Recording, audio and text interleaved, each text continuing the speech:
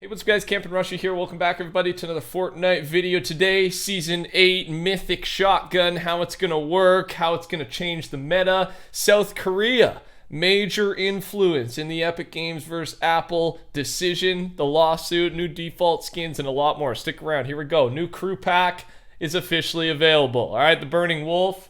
I actually picked it up and ripped it out for a game today. You know what that means. I hopped on. I didn't film any gameplay last night, so we played one Team Rumble game.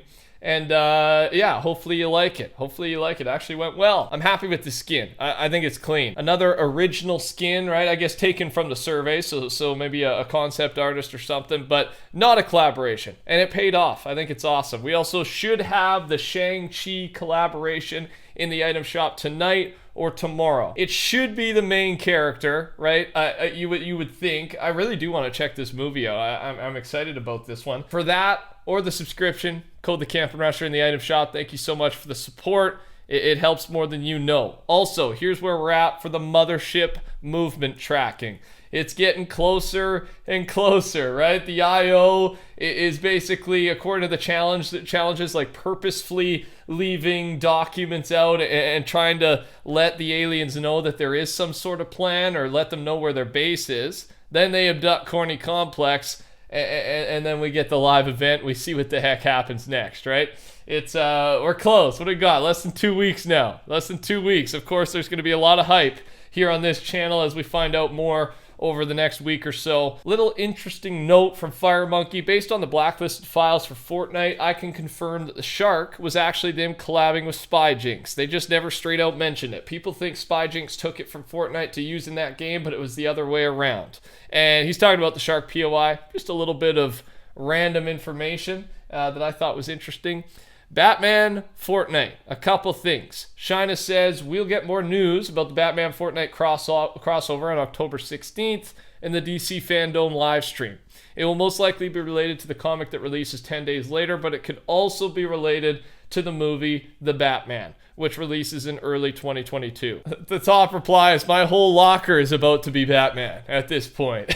So many Batman collaborations. But for our purposes, for storyline purposes, the Batman comics is served as an excellent piece, as an excellent collaboration, because we get to learn so much about the loop, the IO, the island, everything that's going on. The Batman comics have helped us to understand, right? Such as the loop being 22 minutes long and emotions staying with you, but memories going away every single time you're looped, right? Just specific information like that. So we should learn more about it on the 16th. Also, here are some early concept arts for the Batman outfits for the comic skins.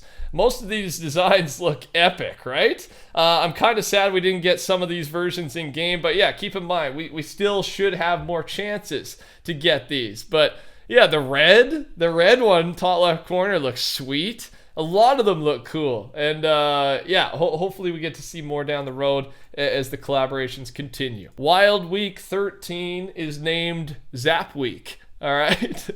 We got some time till we get there, of course, but everyone's saying Zappertron, right? They even put the Zappertron in the Imposters game mode, so a lot of us thought that was teasing the Zappertron coming back, maybe as near as next season.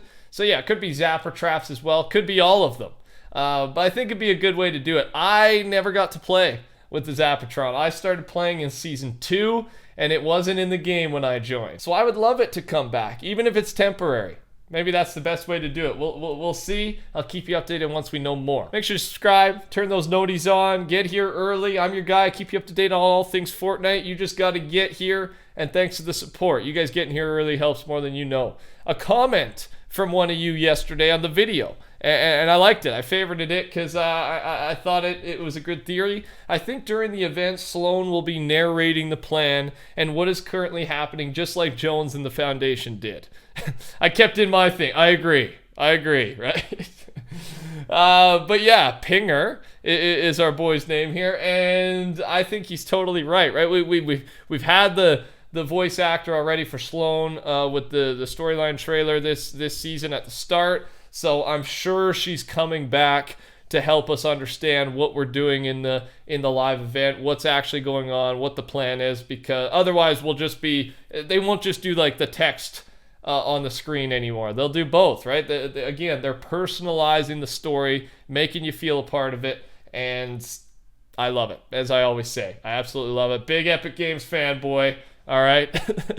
Make fun of me all you want. I love these guys. I love the team, and I love what they produce. Okay, hear me out. From Fake Llama on Reddit. Look sharp. We're saving reality is Agent Jones's description. And then with the leak in yesterday's video, the loading screen before the event, your mission is a go. Look sharp.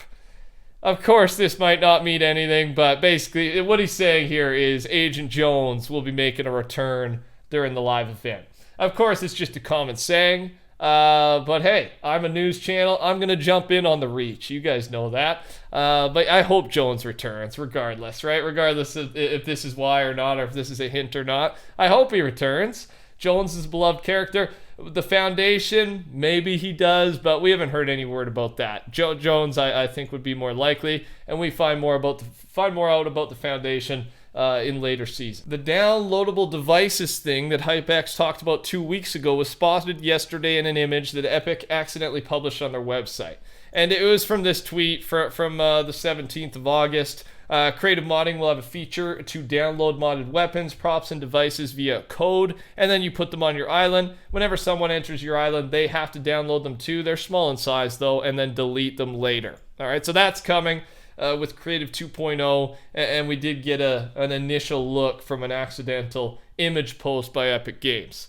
All right, let's talk about some big stuff. The first one being new default skins. Epic might release new default skins soon. These are part of the Best Frenzy event trailer yesterday, and we saw these a while ago. They just never released. So they're kind of new. They're new because they didn't release them, but we have seen them before. But now that they're in the trailer, maybe we get to see them soon. Now, let's talk about South Korea just passing a law with potentially big implications for the Epic Games versus Apple lawsuit, right? We talked about recently, Apple settled a lawsuit with other US app developers, but it was unrelated to the Apple and Epic Games case. That has not been decided yet, and we're still waiting to hear. The future of Fortnite Mobile, right, relies on this result. But here's what South Korea did. A new piece of legislation prevents major platforms like Apple and Google from banning app developers from using built-in payment systems,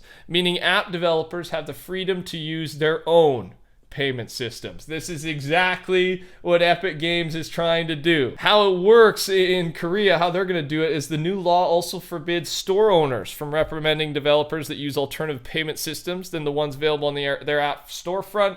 Failure to comply with the new law will result in fines of up to 3% of a mobile app store owner's revenue in the country. So they're being punished monetarily if they don't comply. And I guess the idea would be, now you get a trade-off, right? What are you going to do? Are you going to lose more money by letting people use their own built-in system and pay that fee, or vice versa? And I'm sure they've chosen this number specifically so that these owners let these developers do their own payment system, right? Where they're going to lose if they do the opposite.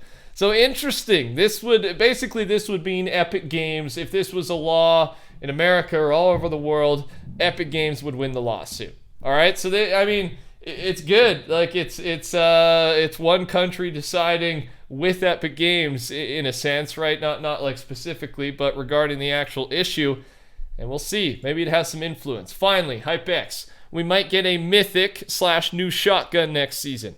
Epic are working on some NPC that has a patrol animation with a shotgun. There's no other info about him though. So hopefully, Mythic Shotgun with a boss and a vault. I miss the vaults. I miss the Mythic stuff. I miss, these drop spots with all the good stuff, having crazy popular fights right at the start. And it's hard, but the winner leaves with a big reward. How do you think this shotgun will work and what the boss will be like? Take your guesses down below. Thanks for watching. Take care, everybody. Talk soon. Touch that like button. Goodbye.